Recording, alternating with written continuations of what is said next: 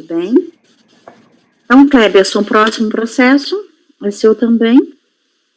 É o item 104. Gilda, contribuinte Gilda Maria.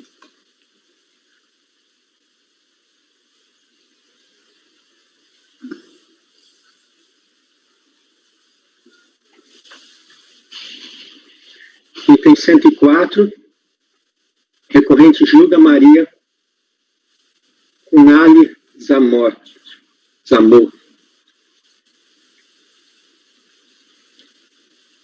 ITR, a decisão da Delegacia de Julgamento foi pela improcedência da impugnação. O lançamento é uma revisão da declaração do imóvel Fazenda Aquários, localizado no município de Mococa, São Paulo, com área de 365,4 hectares. Intimada, a contribuinte deixou de comprovar a área de preservação permanente e a área de reserva legal declaradas, razão pela qual foram glosadas pela fiscalização. Também não comprovou o valor da terra nua por meio da apresentação de laudo em conformidade com a BNT. O fiscal arbitrou o VTN com base nos dados extraídos do sítio. Os argumentos do recurso voluntário são os seguintes. A declaração de TR prestada pela contribuinte representa a realidade dos fatos. Consta na matrícula do imóvel, desde o ano de 1992, a averbação de uma reserva florestal de 73,08 hectares, que corresponde a 16,17% do imóvel. Mediante levantamento topográfico, foram identificadas, dentre outras, 85 hectares de mata remanescente, 34 hectares de preservação permanente, 15 hectares de várzea, resultando em 150,5 hectares de área agricultável. A interpretação do Poder Judiciário favorece a recorrente, visto que desobriga qualquer tipo de comprovação no que pertinente às áreas de sua propriedade rural, que não seja aproveitáveis economicamente. Dentre elas, preservação permanente e área de reserva legal. Com base na área aproveitada para atividade rural, o grau de utilização do imóvel é 100%, o que implica uma alíquota de apenas 10 centésimos para fins de imposto. Ainda que possa estar correta a estimativa feita pela fiscalização para o valor do imóvel, há necessidade de elevação proporcional dos valores declarados pelo contribuinte para as benfeitorias, culturas, pastagens, florestas, o que não foi adotado pelo agente lançador. O voto. Admitido o recurso voluntário. A contribuinte, ela não apresenta novas razões de defesa no recurso voluntário, na medida que tão somente repete os mesmos argumentos de fato de direito da sua impugnação. Em razão da falta de comprovação das áreas declaradas de interesse ambiental, a fiscalização glosou área de preservação permanente e área de reserva legal. No caso da área de preservação permanente, assim se posicionou o acordo de primeira instância. Então, eu transcrevo um trecho que está nas folhas 111 deste processo, em que a DRJ diz que, no caso, não há comprovação de que foi apresentado ADA ao IBAMA no prazo indicado. E também não foi apresentado laudo técnico que discrimine as áreas de preservação permanente. Como se observa dos fundamentos da decisão recorrida, para fins de reconhecer a área de preservação permanente como não aproveitável para a atividade rural, a questão controvertida ultrapassa a análise da exigência de apresentação do ADA. Com efeito, a contribuinte deixou de comprovar materialmente a área de preservação permanente, com identificação da sua localização, dimensão e tipos de vegetação natural. Tudo isso por meio de um laudo assinado por profissional habilitado.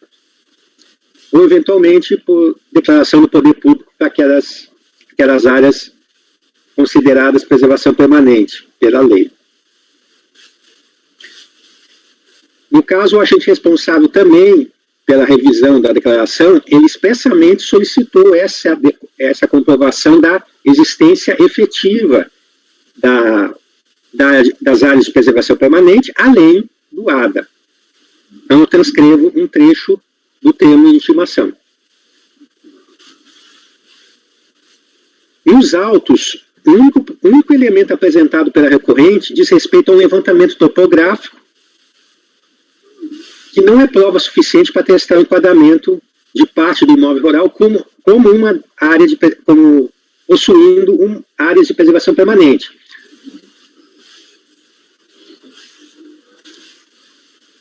Esse levantamento topográfico está juntado às folhas 165 desses autos. Quanto à área de reserva legal, o acordo recorrido trouxe o seguinte fundamento. Aí eu também transcrevo, que ele trata tanto do ADA quanto da verbação da área de reserva legal. No caso da área de reserva legal, eu trago o enunciado da súmula vinculante 122, súmula administrativa aqui do CAV, que diz que a verbação em data anterior ao fato gerador da área de reserva legal na matrícula do imóvel supre a falta de ADA. No presente caso, então, para avaliação, páginas 153 a 162, identifiquei a verbação de uma área de 73,08 hectares, a título de reserva legal. A localização foi aprovada pela Secretaria do Meio Ambiente do Estado de São Paulo, cabendo a esta qualquer autorização para a exploração da área. Essa verbação foi feita, a verbação número 5, na matrícula 5.188, no dia 10 de setembro de 1992. Então, eu reconheço a área de reserva legal de 73,8 hectares. Averbada a margem da matrícula do imóvel antes da data do fato gerador do imposto. E nesse caso aqui, desse processo, é 2004. Quanto ao valor da terra nua, ele foi arbitrado, valores de aptidão agrícola, com base no critério de aptidão agrícola. Não foi apresentado o laudo técnico, de modo que não cabe alterar o VTN habilitado pela fiscalização. Essa alteração feita pela fiscalização, e aqui é para rebater um argumento do recurso, foi feito arbitamento exclusivamente quanto ao valor da terra nua, que é o valor do mercado do imóvel, excluídas as construções, instalações, benfeitorias, culturas, pastagens e florestas. O procedimento, então, de reavaliação limitou-se à terra nua, sendo que restaram mantidos os demais valores declarados pelo contribuinte, a exemplo das benfeitorias. O valor da terra nua mais os demais valores, tipo benfeitorias, plantações, etc., a soma, a operação aritmética de adição, resulta no valor total do imóvel que é informado, que é declarado. Logo, é descabida a pretensão da recorrente de elevar proporcionalmente os valores declarados para benfeitorias, culturas, pastagens, com base no que a fiscalização fez exclusivamente para o VTN. O valor total do imóvel, ele não influencia na apuração do imposto, já que o que interessa é a área tributável, a área total do imóvel e o valor da terra nua. É com base nisso que se obtém o grau de utilização da terra, que, junto com a área total do imóvel, vai ser utilizado para determinar a alíquota do imposto do ITR. Artigos 31 e 34 do Decreto 4.382.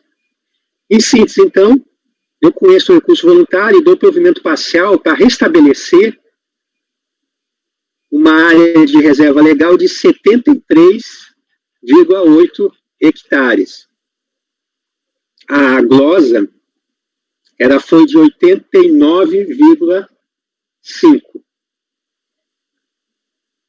Então, está sendo feito um restabeleço parcialmente a área de reserva legal. Este é o voto, presidente. Perguntas? Não? Não. Então, votamos. Matheus. Estou de acordo. Acompanho. Também acompanho. André. E André. Por unanimidade de votos, dá provimento parcial dos resultados das áreas de reserva legal de 73,08 hectares. Ótimo. O próximo é o contribuinte Paulo Franco, item 107. Ok, só um momento.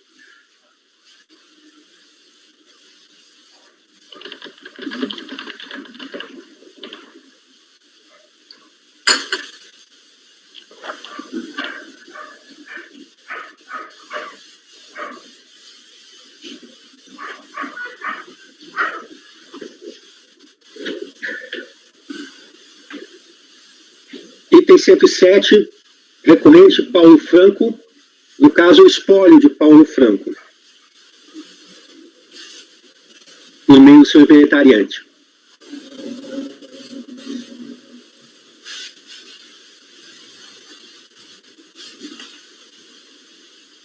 O acordo de primeira instância ele considerou improcedente a impugnação. Aqui nós, nesse processo, é o exercício de 2003, relativo à revisão da declaração do imóvel Fazenda Capuava II, ou 2, localizado no município de Guarulhos, São Paulo. Essa fazenda tem área de 250,7 hectares. No caso, o contribuinte declarou a área total do imóvel, os 250,7, como área de preservação permanente. O espólio foi intimado e não comprovou a existência dessa área, motivo pelo qual foi glosada.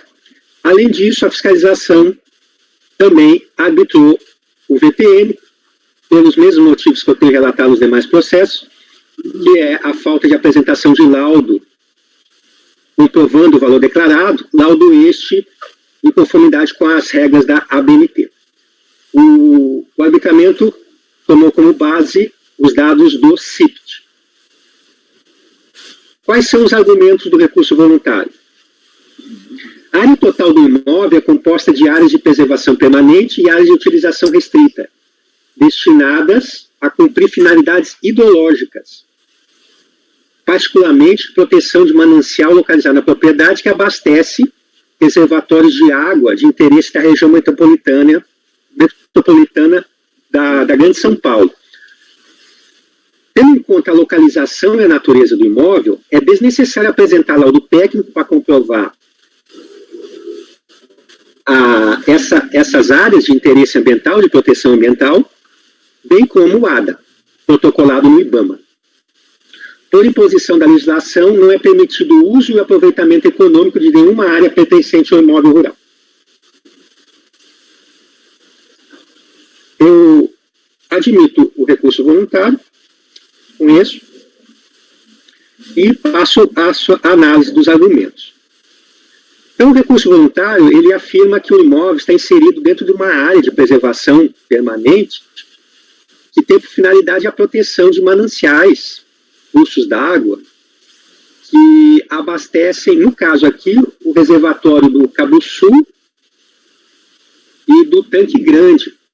Todos eles de interesse da região metropolitana da Grande São Paulo. Em outras palavras, servem para abastecer de água potável os municípios, alguns municípios da região da Grande São Paulo.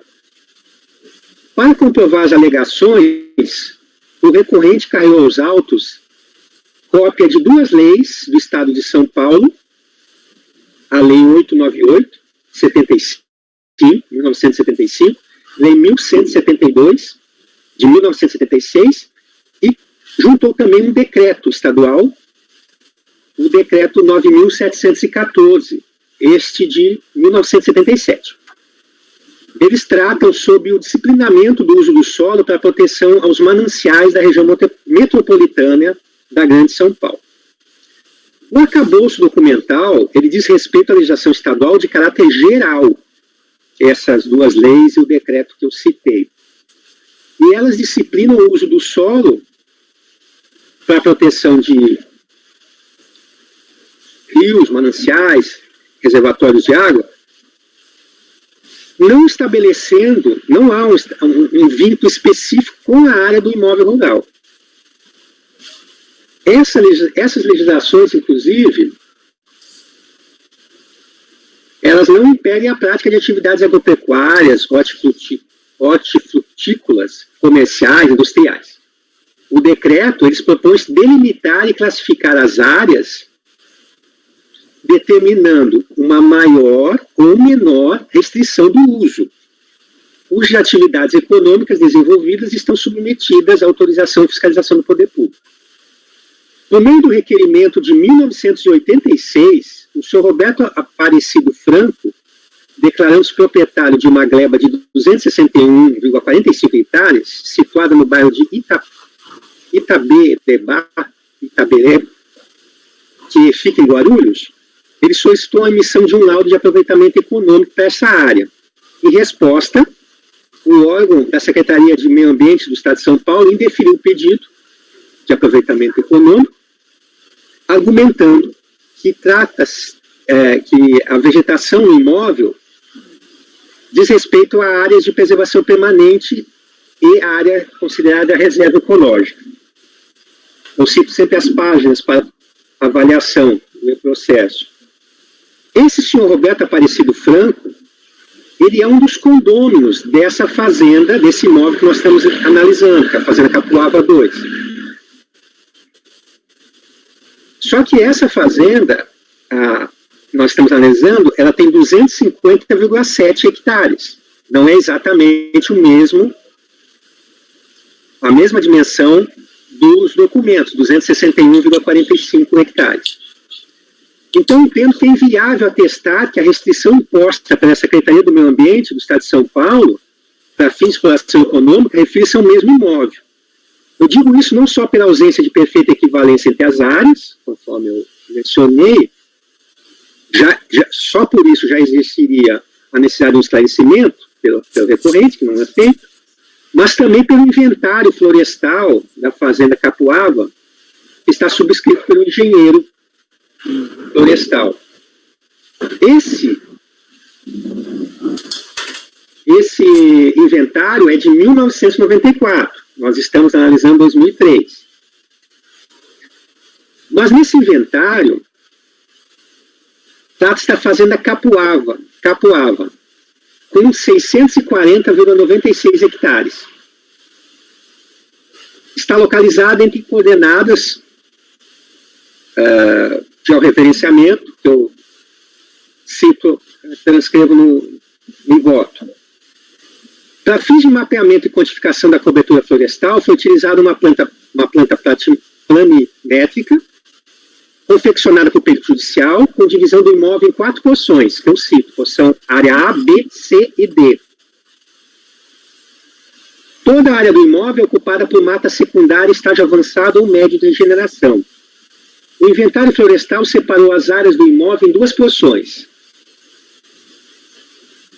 Áreas que seriam de preservação permanente, nos termos do Código Florestal, e as demais áreas que estariam fora dessas áreas de preservação permanente estariam livres para possível exploração de madeira e lenha.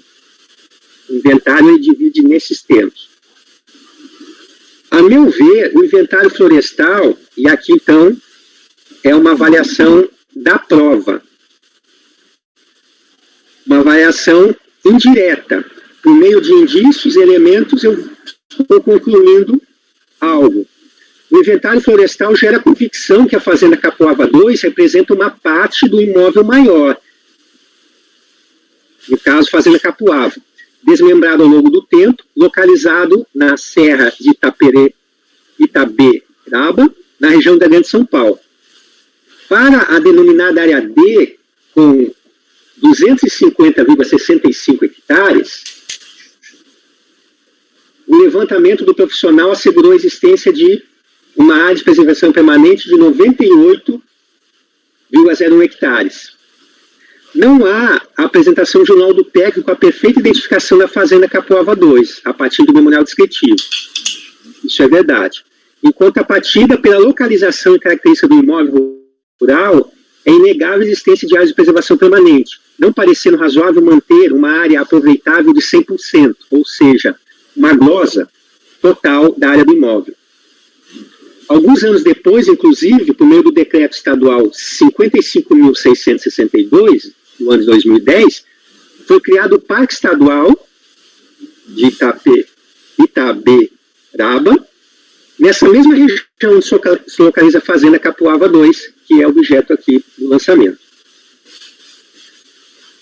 Quanto à exclusão das áreas cobertas por florestas nativas secundárias, só sobreveio com alteração na legislação no final de 2006. Para fatos geradores até 2006, que é o caso aqui, a exclusão dessas áreas de floresta nativa estava condicionada à sua declaração como de interesse ecológico, mediante ato do poder competente federal ou estadual, destinado à proteção dos ecossistemas ou comprovadamente imprestáveis para a atividade rural. No presente caso, o recorrente não conseguiu produzir prova cabal que a área total da Fazenda Capoava 2, que é 250,7 hectares, está enquadrada em parte como área de preservação permanente e o restante como área de utilização limitada a título de área de interesse ecológico, mediante ato específico do órgão público competente. Quanto ao ADA, o recorrente apresentou ADAs de 2004 e 2007. Nós estamos em 2003, o exercício do processo.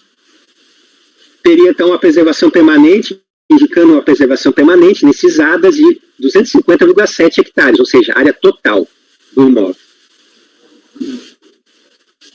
O protocolo ocorreu anteriormente ao início da ação fiscal, ou seja, não respeitando aquele prazo, exatamente o prazo dos 6 meses, especialmente em relação ao ano 2004, mas antes do início da ação fiscal. Nesse assunto, é bom lembrar que apenas a partir de 2007, o ADA passou a ser exigido anualmente.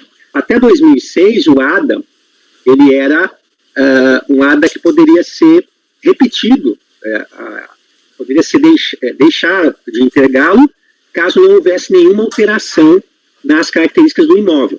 A partir de 2007, os normativos do IBAMA passaram a exigir a sua entrega anual, ainda que permanecesse as mesmas características do imóvel.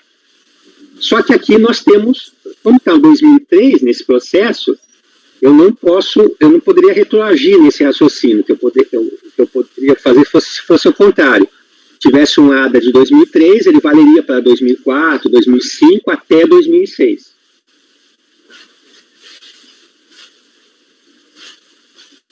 Só que, especificamente em relação ao ADA, eu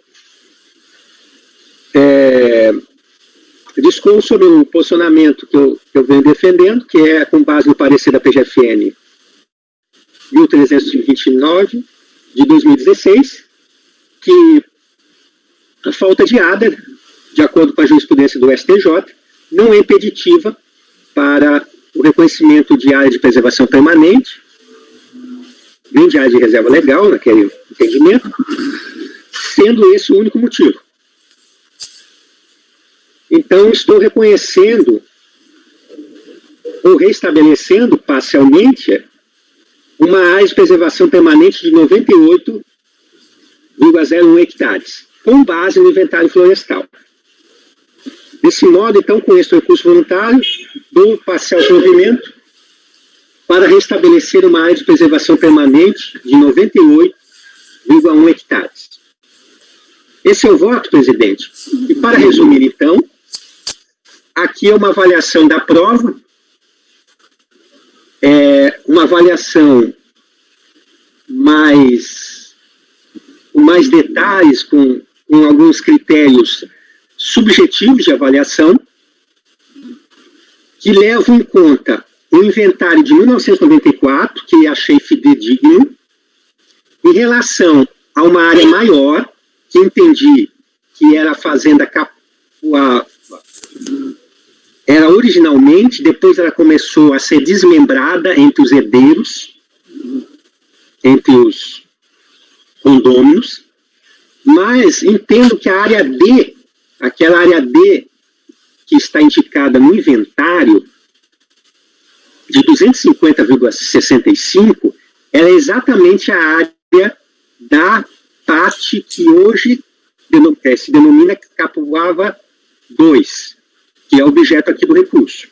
E por isso que eu estou considerando a área de preservação permanente identificada nesse inventário de 98,01 hectares, como uma área existente para esse imóvel, em 2003. No caso do ADA, é uma questão apenas de direito já conhecida de todos, né? Ok. Perguntas?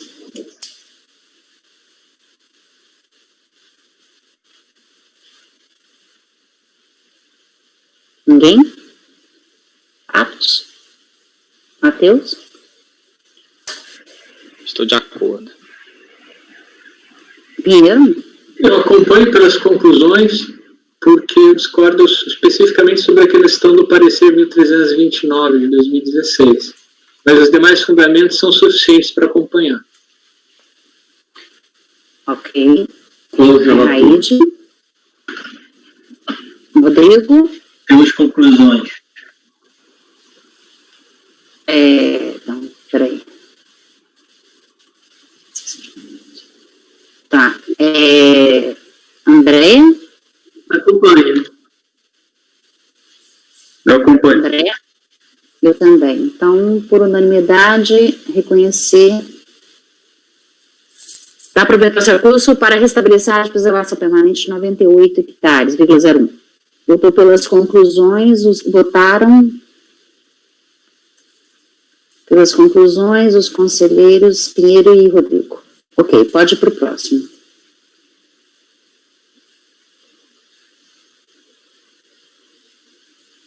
Rodrigo, não esquece de encaminhar um e-mail.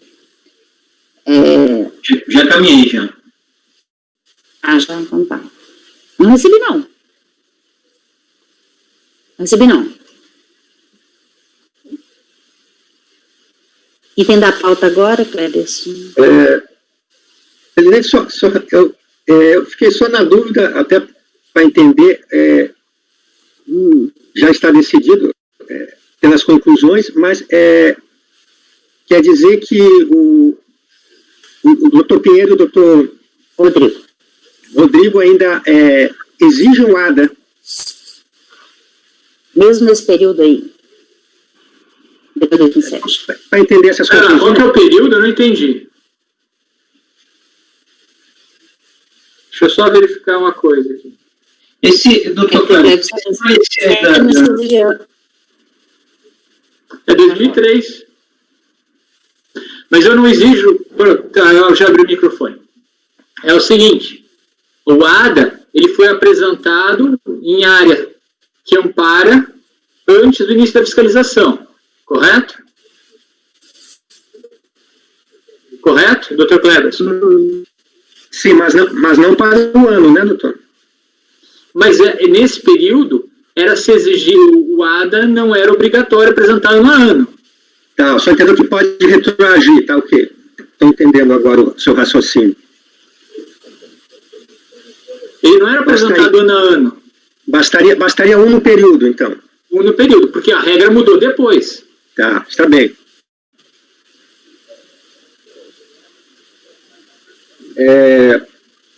Então, passando para o próximo, presidente, é o item 110, recorrente Reli Jacques Laranja, correto? Sim, sim, sim.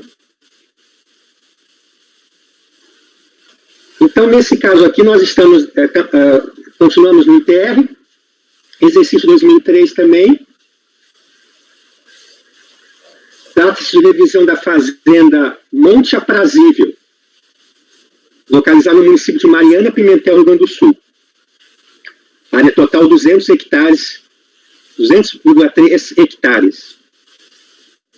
Também não foi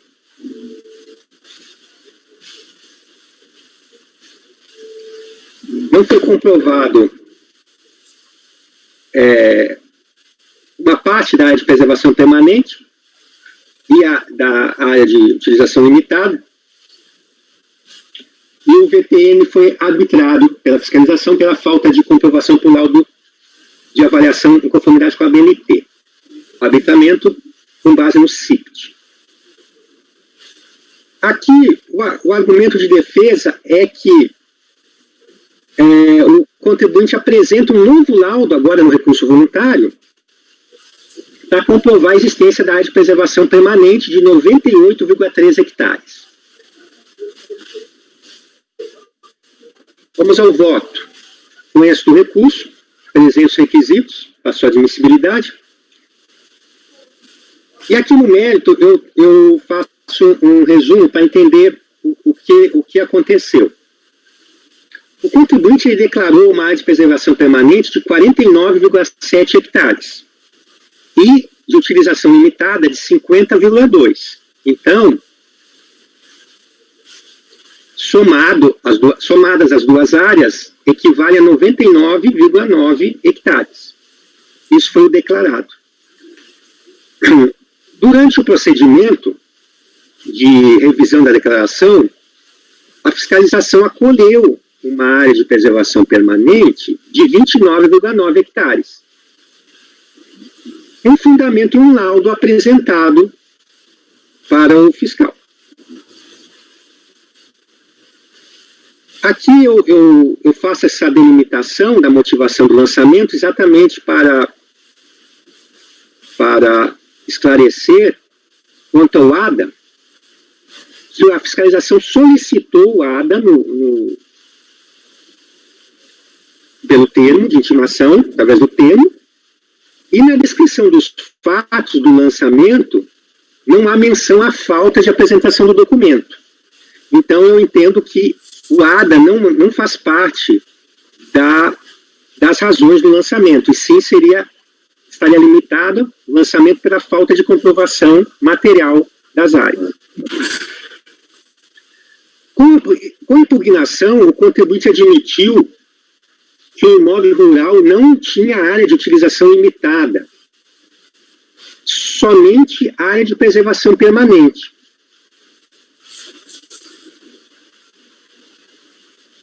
Ele trouxe um aditamento ao laudo técnico, apresentado inicialmente à fiscalização. Esse aditamento foi apreciado pela delegacia de julgamento, e a delegacia de julgamento reconheceu um pouco mais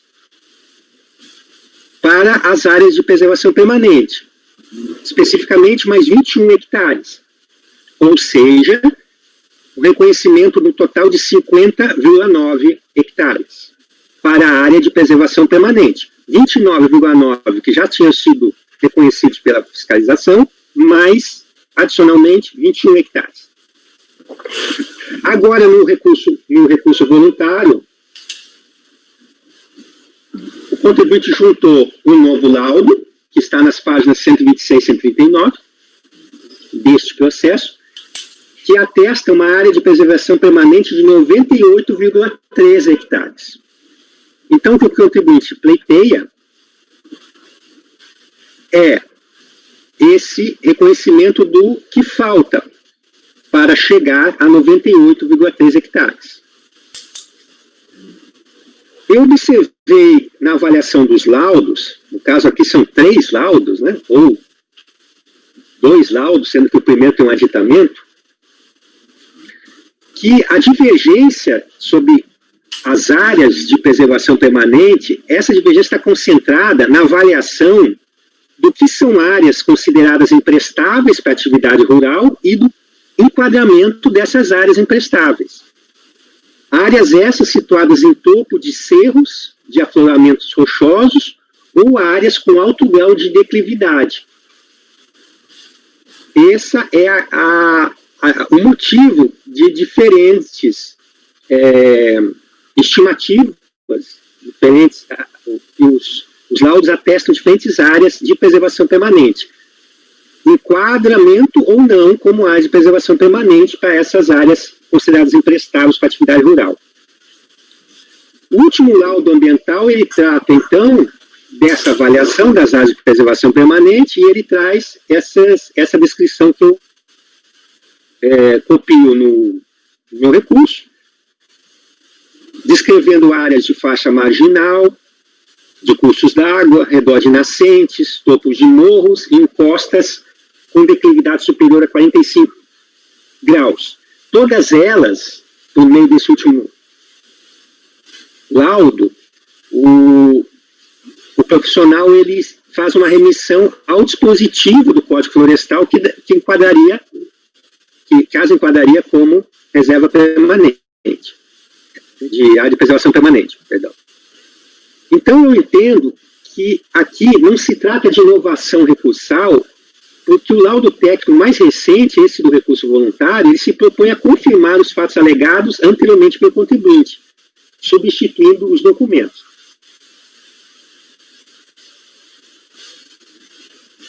Além disso, a pretensão do contribuinte de redistribuir as áreas de proteção ambiental com exclusão da área de utilização limitada não extrapola o objeto da revisão nem reduz a área aproveitável. Em outras palavras, foi declarada 99,9% de área de interesse de proteção ambiental, dividido entre